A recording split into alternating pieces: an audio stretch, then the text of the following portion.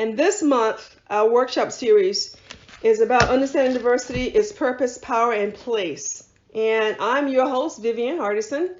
I'm an abundant life coach, and I live from a place of joy, a place of awareness. No, I'm not a goody two-shoe person. I just try to look for the good in people because I believe there's good in all of us. Sometimes it's just kind of buried underneath a lot of stuff, right? So, because I went through that personally. So when I found the good that was in me, it made me easier to find the good that was in other people. And so that's really what I try to work to do.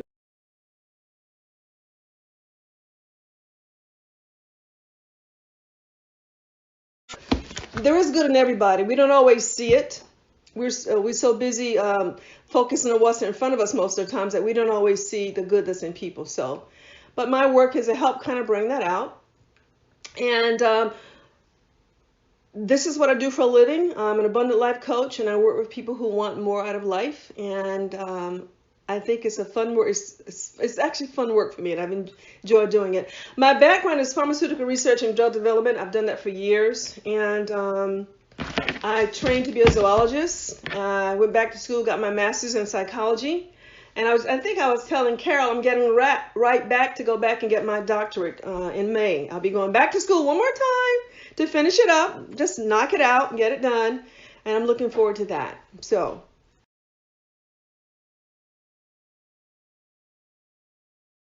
This is Coach Vivian's workshop format because you guys aren't familiar with what I do and how I do it. This is really for information, and this is also to set my expectations that I have of each of us. All right, so there's a few things here. First of all, I am a facilitator. That means I support and keep things moving along. I'm also a teacher, okay?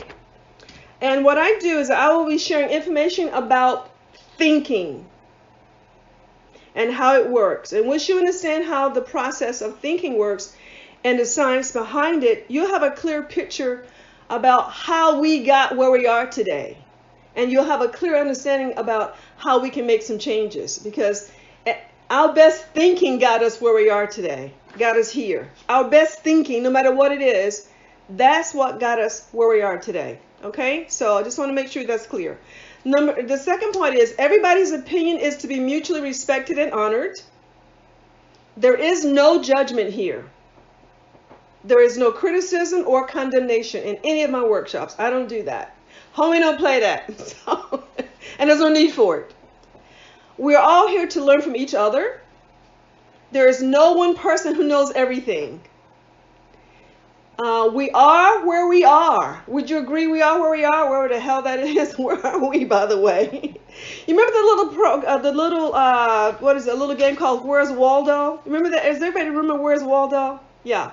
We are where we are, Waldo.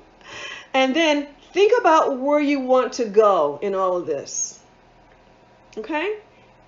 Are there any questions so far about anything so far? We good? Thumbs up if you're good. If you have any questions at any time, please stop and ask. If something is bubbling up in you, that means it's time to ask that question. Don't hold back, just ask the question.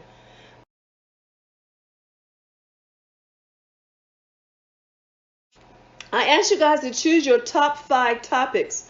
Out of all the topics that we provided, choose your top 5, including something that I didn't have listed. And here are the top 5. We will cover these not necessarily in this order. Okay, we're certainly going to talk about diversity, equity, and inclusion because that's what this is all about. We're going to talk about what is the role of coaching in diversity, equity, and inclusion. And we'll talk about what coaching is for some of you who don't know what coaching is. Coaching is certainly not therapy. I'm not a therapist. I don't think anybody is broken. I just think we're a little confused, some of us, and some of us are still asleep relative to our awareness about who we really are and what we came in to do.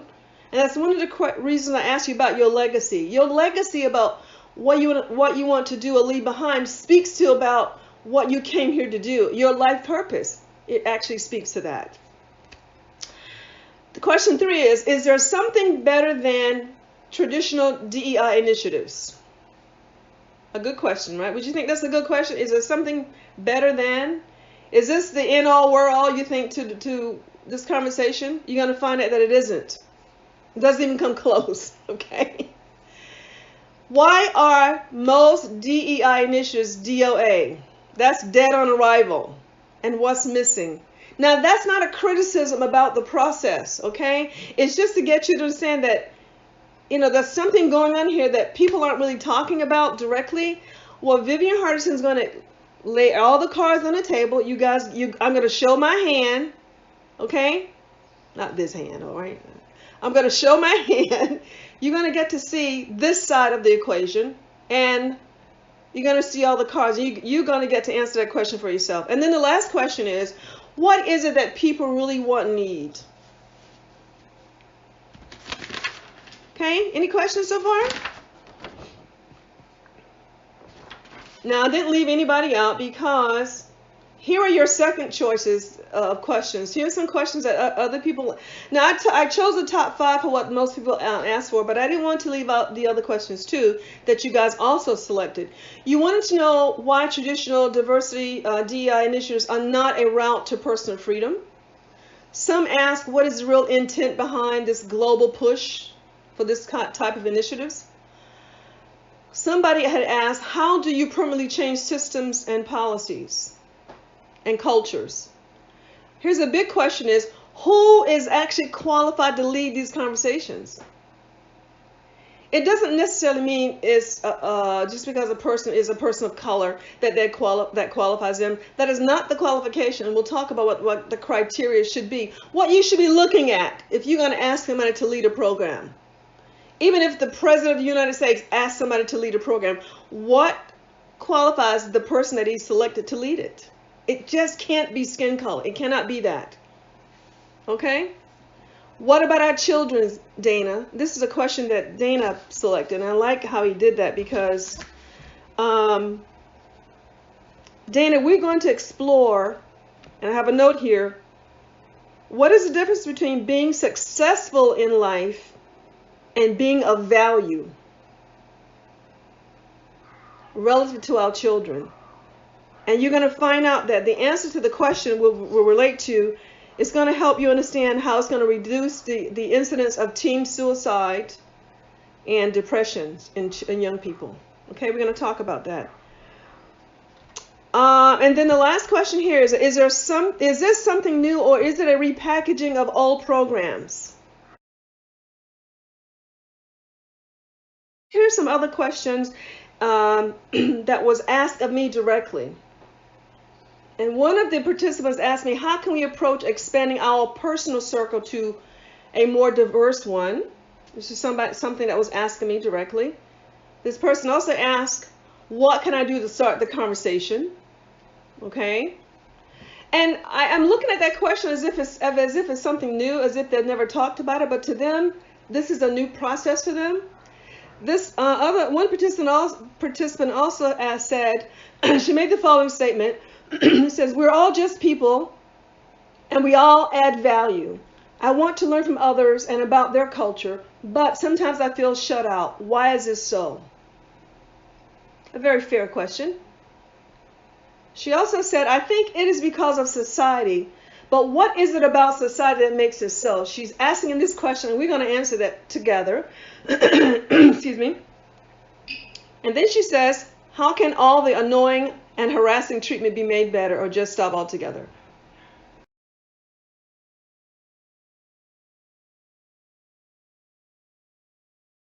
But Nelson Mandela said this on the side, and I wanted to share this with all of you because this spoke to me when I first read it. And he said, no one is born hating another person because of the color of his skin or his background or his religion. People must learn to hate. And if they can learn to hate, they can be taught to love. For love comes more naturally to the human heart than its opposite.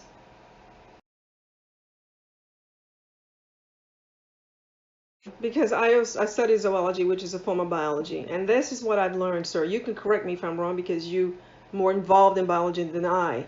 You speaking of the reptilian brain when you talk about this fear that we're born in. That's a part of our DNA. Okay? And there's only really two fears that a child is born with, and that is the fear of falling. I'm speaking to evolution now.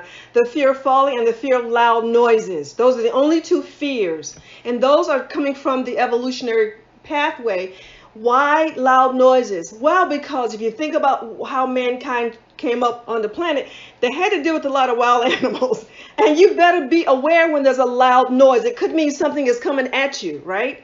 The fear of falling relates to the terrain that man lived on. You got to have a fear of falling so that you don't want to walk to the edge of the cliff and don't be afraid you're going to fall over, because if you're not afraid, there you go.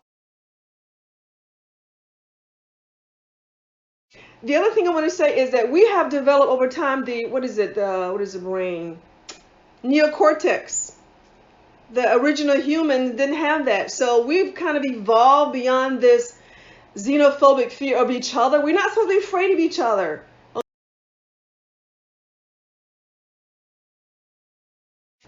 The subtle differences that we're trained to pay attention to also happens to people of color.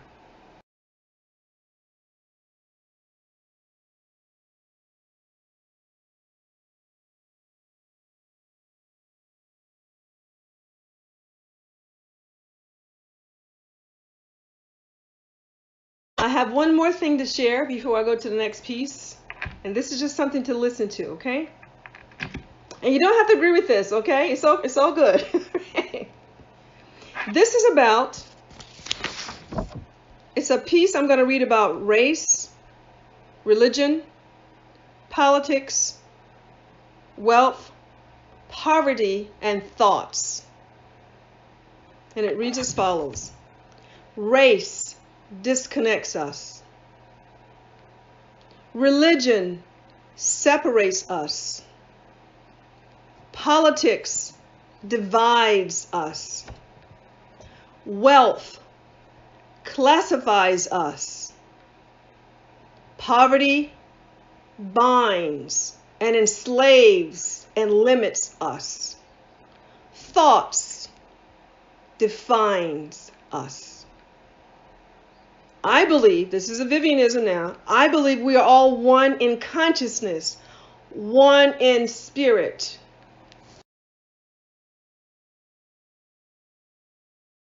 Those words. And then I have another piece that says race, religion, politics, poverty, scarcity, and class are what I call fear-based, limited concepts of the personality. That part of us that is ego-driven and is temporary. It dwells and thrives in a place of decreased or lower human awareness. There is a higher place one can reside and abide, where abundance, peace, joy, prosperity, and well-being abounds. And that is the work I do in coaching in particular. So